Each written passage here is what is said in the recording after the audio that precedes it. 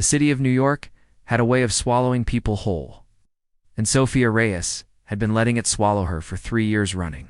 She arrived at the Caldwell Industries Tower every morning before the sun had fully decided to show up, and she left long after the cleaning crew had already wiped down the marble floors of the 42nd floor. She did it without complaint. She did it because she needed this job, because her mother's medication was expensive, because her student loans did not care about tired eyes or skipped lunches, and because somewhere deep inside her chest she had convinced herself that if she worked hard enough, long enough, and quietly enough, something good would eventually find her. Sophia was the kind of woman people called dependable. Her coworker Diana always said she was the kind of person the whole building would fall apart without. And she meant it as a compliment, even though it mostly just sounded like a reason to keep piling more onto her plate. Sophia had a soft face with deep brown eyes that went serious when she was thinking and warm when she smiled, which she did often, even when she had every reason not to.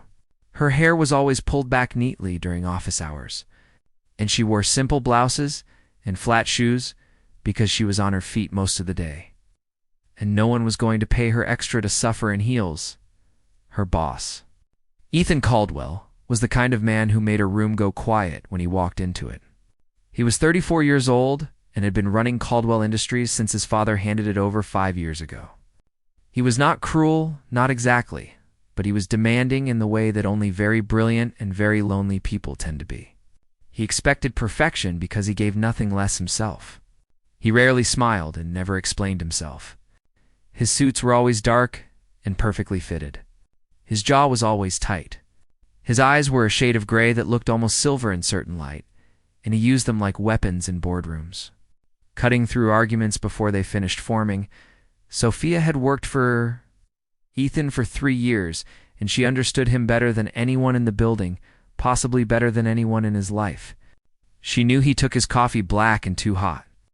She knew he hated when presentations used more than 6 slides. She knew that when he rubbed the back of his neck during a meeting, he was about to disagree with everyone in the room, and that she should prepare for a very long afternoon.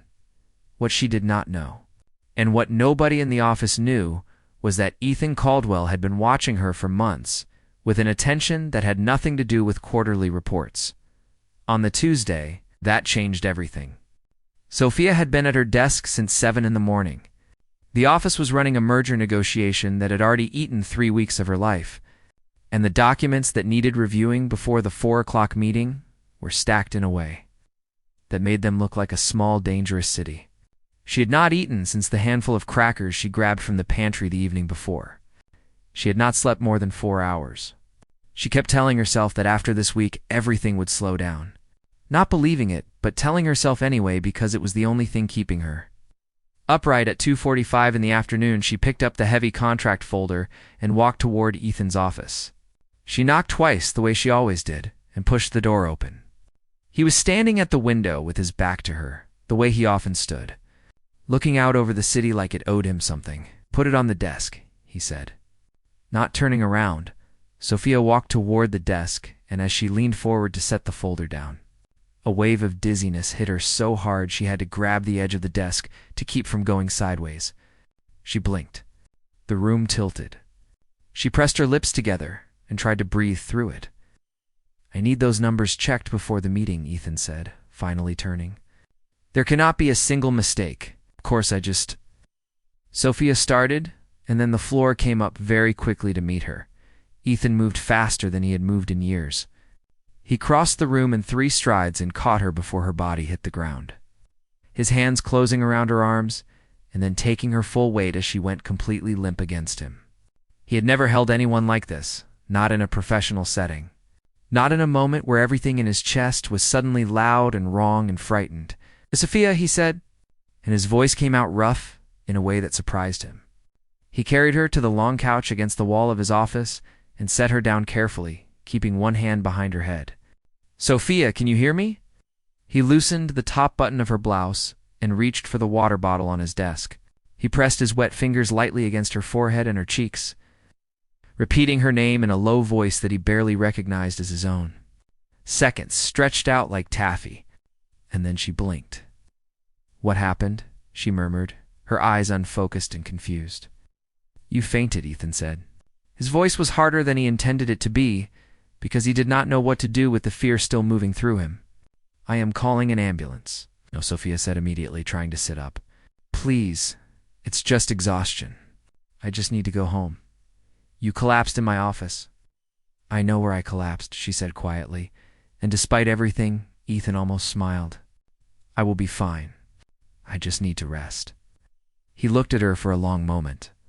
There was something in the way she looked back at him, steady even now, that made something move in his chest. You are not leaving here alone, he said. Sophia nodded slowly and reached for her bag from the floor beside the couch. She pulled out her phone with fingers that were still slightly trembling and dialed. Ethan watched her. He noticed the way she turned slightly away, the softness in her voice when the other line picked up. Hey, she said quietly. Can you come get me at the office? I am not feeling well. Pause. No, nothing serious, I promise. I just need to go home. Another pause, and then a small exhausted smile. Yes, thank you. See you soon. She hung up, and Ethan realized he had been holding his breath. Who is coming? He asked. Someone I trust, she said. 20 minutes later, Ethan's intercom buzzed. There was a man downstairs asking for Sophia. Ethan insisted on going down with her, which she protested, and which he ignored completely. They rode the elevator in silence. When the doors opened, Ethan saw a tall, broad-shouldered man with Sophia's same dark eyes striding across the lobby with the kind of urgency that only comes from genuine love. The man, who Ethan would later learn was named Luca, barely glanced at him. He looked at Sophia, and his face went through 5 emotions in 2 seconds. Then, without a word, he bent slightly and lifted her into his arms as if she weighed nothing at all, adjusting her against his chest with a naturalness that made Ethan's jaw tighten. I can walk, Sophia protested softly.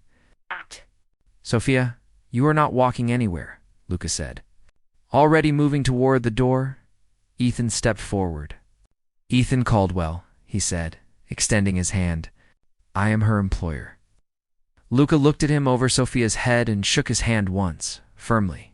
Luca, he said. Then he looked back at Sophia. We are going.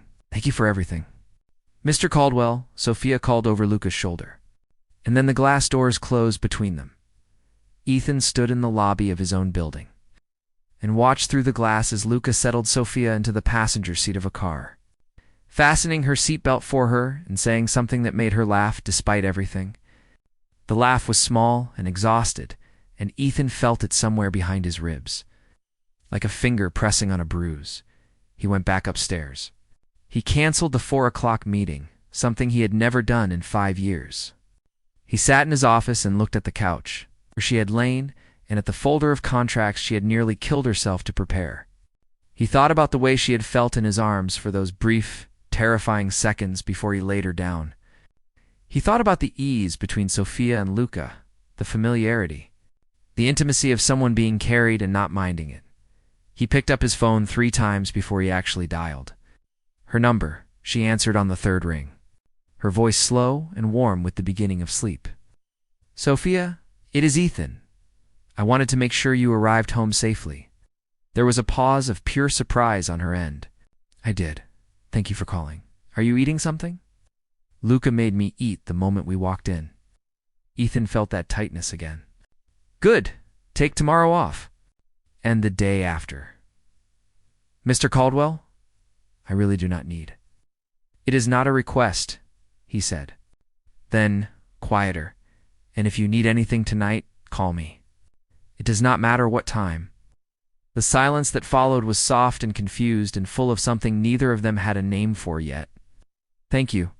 Ethan, she said finally, using his name without the title. And something in him went very still. He set the phone down and sat in the dark of his office for a long time.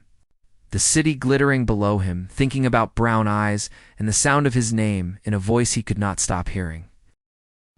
Sophia returned to the office on Thursday morning with color back in her cheeks and a coffee in each hand, which was her way of showing up to life even when life had recently knocked her sideways.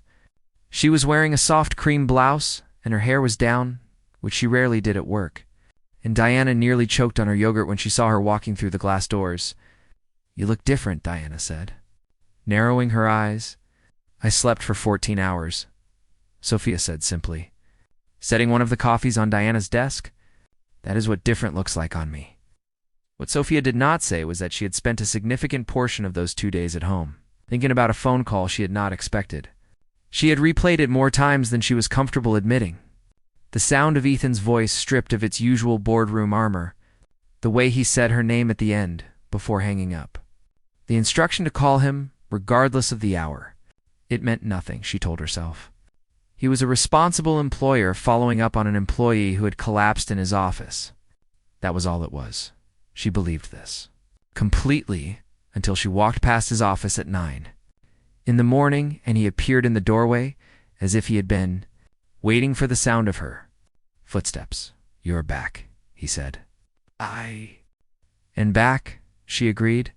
He looked at her for a moment in a way that was not his usual looking. Not the assessment of a CEO checking that his staff was functional. This was something slower and more careful, like he was checking that she was real. "Good," he said. Then he handed her a folder. "But I have reassigned the Henderson account to Patrick. Your schedule this week is lighter." Sophia blinked. "You reassigned my account." "I restructured your workload," he corrected. "You will still handle everything important, but I hired a junior assistant to take the overflow." "Ethan, I do not need." "The junior assistant starts Monday," he said, and went back into his office. Sophia stood in the hallway holding the folder and feeling something warm and confusing happening in her chest. Diana appeared at her elbow like a small, nosy ghost. "Did he just voluntarily reduce your work?" Diana whispered. "Apparently," Sophia said. "Ethan Caldwell," Diana said slowly, "who once sent you 47 emails during your own birthday weekend, the very same." Diana stared at the closed office door. "Something happened while you were gone?" "Nothing happened," Sophia said firmly, walking back to her desk. But she was smiling in a way she could not quite control, and she kept her face turned toward her monitor so nobody would see it.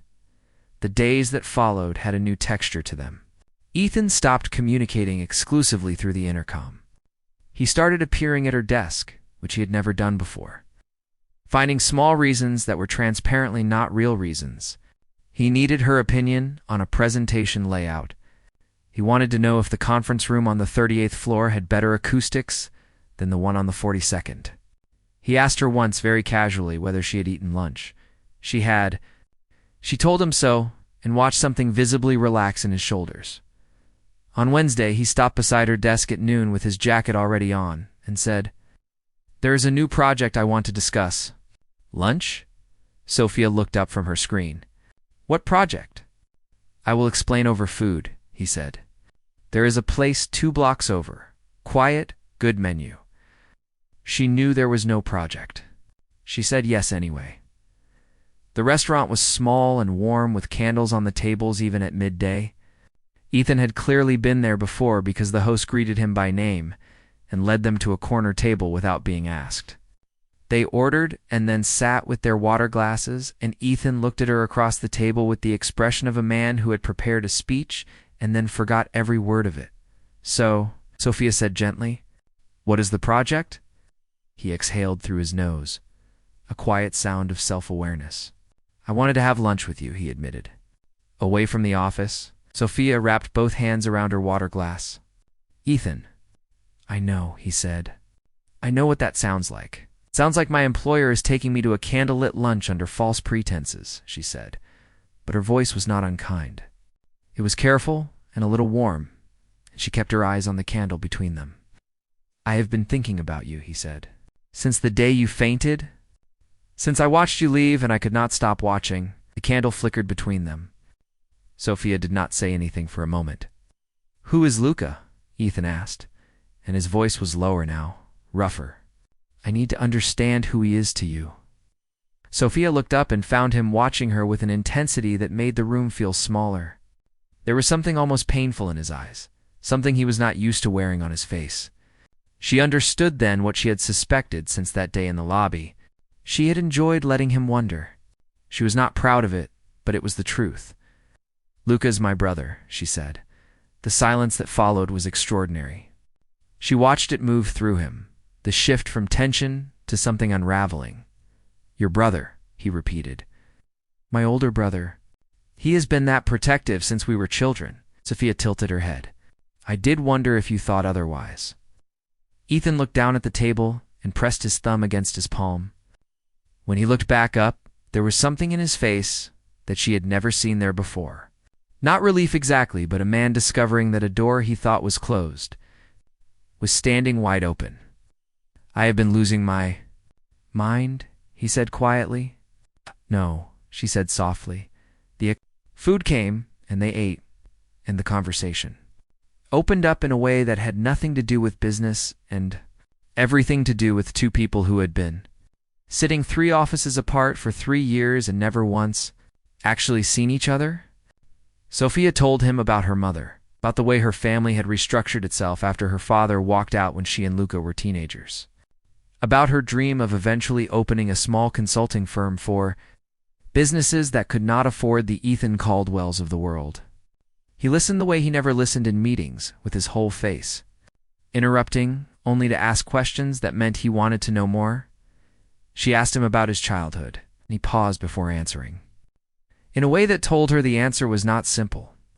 He told her about growing up in a house where success was the only acceptable emotion, about his father, who was brilliant and cold in equal measure, about how he learned to perform confidence before he ever actually felt it.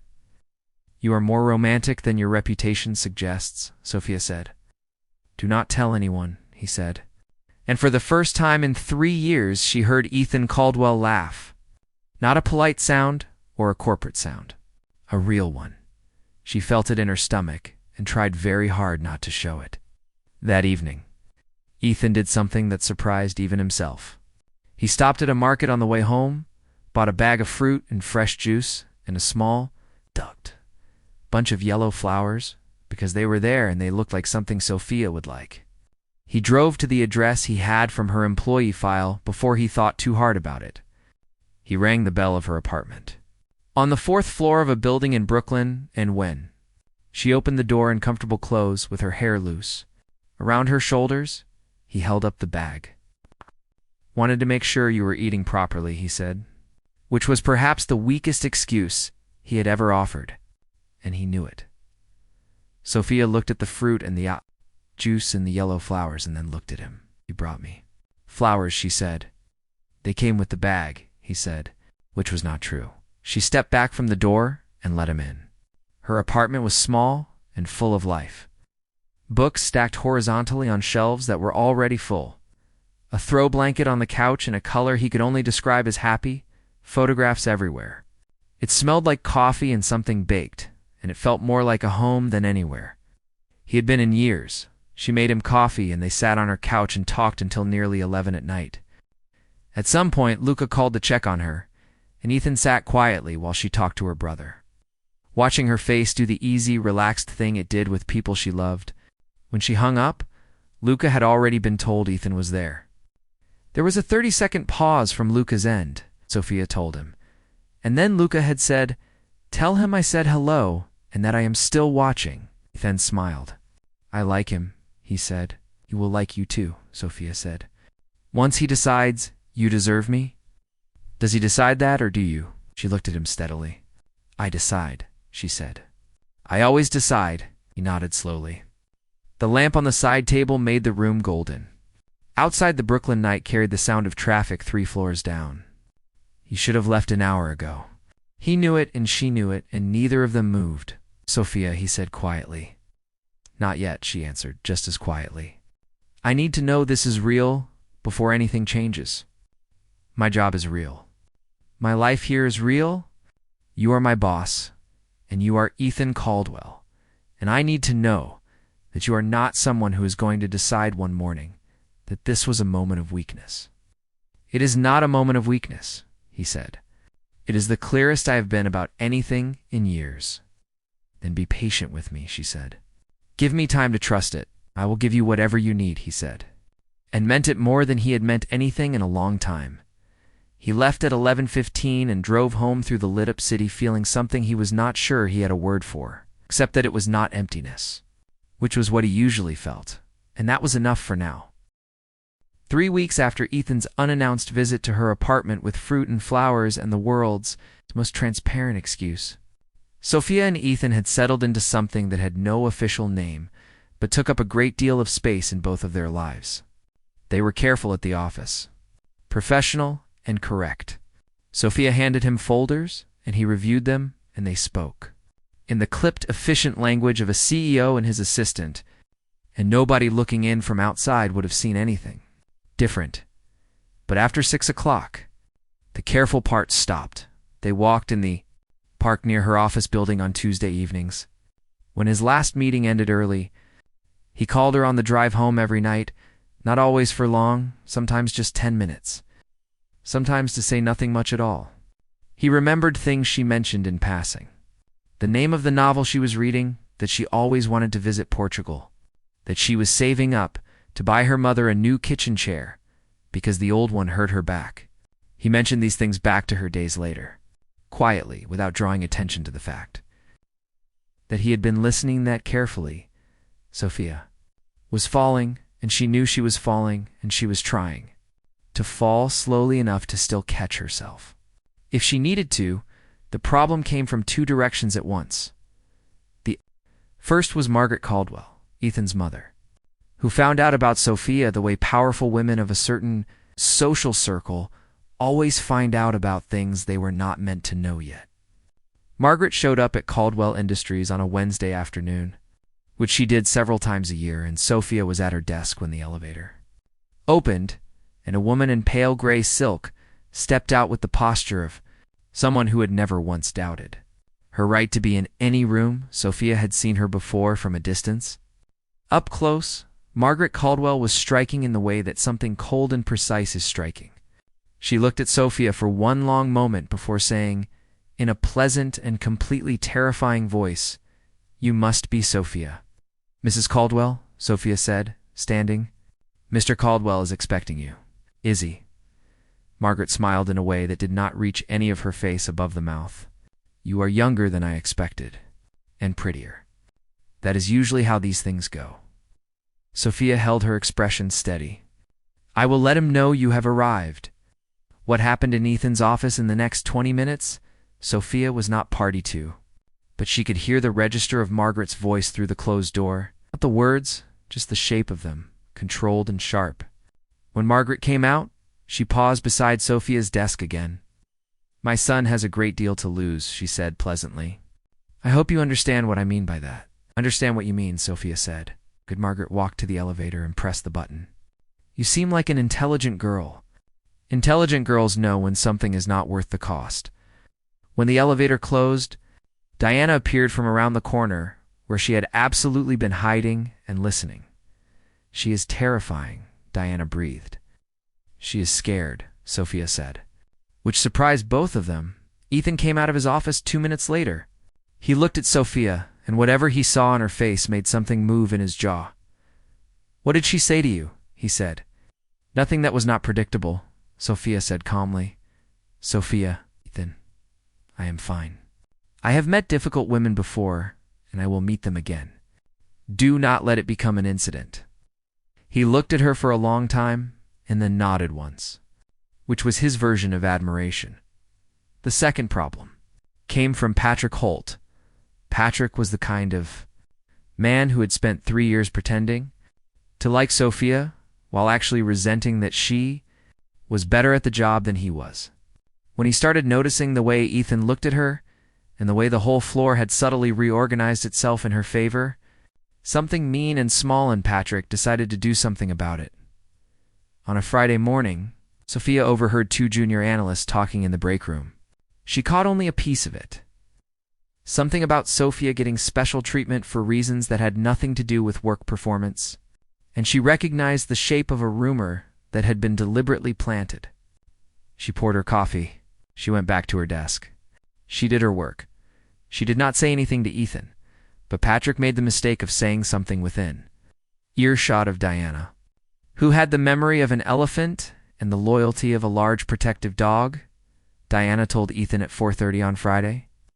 Afternoon, Ethan called a full-floor meeting at 5 o'clock, which was unusual enough to make everyone nervous. He stood at the front of the conference room in his dark suit with that gray-silver gaze moving across the room, and everyone in the room went very quiet. "There are rumors circulating about a member of this team," he said. "I want to be clear about something. Sophia Reyes has been the most consistently excellent person on this floor for 3 years.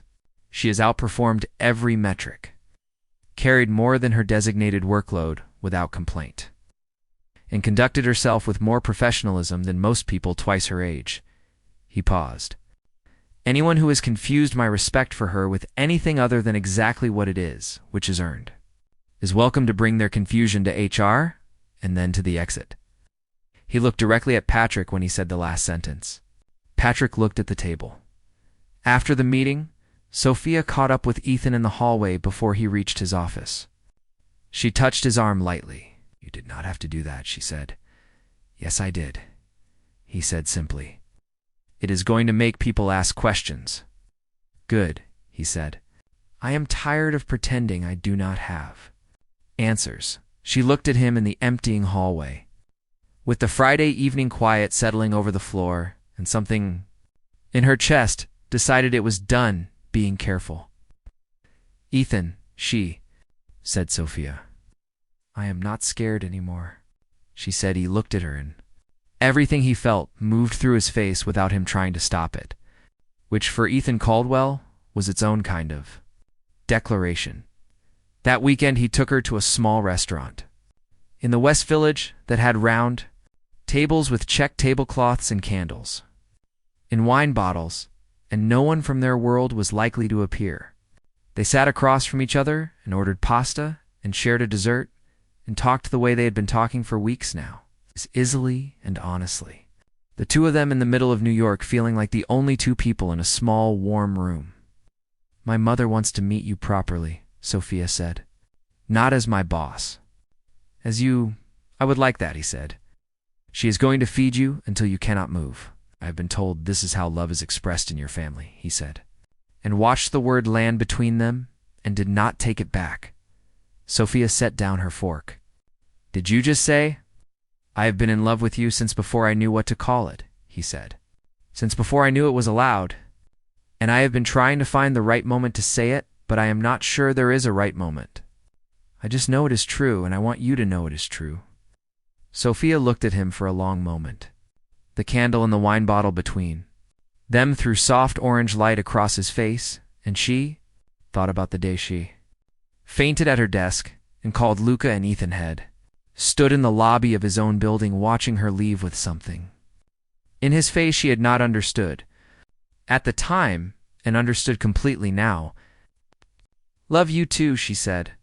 "I have been trying not to for a long time." He reached across the table, and she put her hand in his, and they sat like that for a while, without needing to say anything else. Outside the restaurant, the city moved and hummed and did not notice. Two people finding each other at a table with a wine bottle candle between them. But then the city was always full of things that went unnoticed and were wonderful anyway. Luca met Ethan officially 3 weeks later at a Sunday dinner at their mother's house in Queens. Rose Reyes opened the door before Ethan could knock, having apparently been watching from the window, and welcomed him into a small house that smelled like garlic and warmth and had photographs on every surface. She took his coat, pressed a glass of juice into his hand, and asked him 3 questions about his childhood. Before he had finished sitting down, Luca shook his hand at the door and looked at him steadily for a moment. "She is the best person I know," Luca said. "I know that," Ethan said. "Good," said Luca, and stepped back to let him in. Sophia found Ethan in the kitchen later, helping her mother carry dishes to the table, listening to Rose tell a story about Sophia at 12 years old, trying to reorganize the entire house and accidentally locking everyone out. He was laughing, not his careful professional laugh, but the real one, the one that came from somewhere genuine. Rose was patting his arm like she had known him for years. Sophia stood in the doorway and watched this, and felt something complete itself inside her. a thing that had been in the process of becoming for a long time and was finally simply real. Ethan looked up and saw her standing there and smiled at her. Across the small kitchen, with yellow light and the smell of garlic and her mother's voice and her whole ordinary, beautiful life around her. "Come here," he said. Simply, and she did.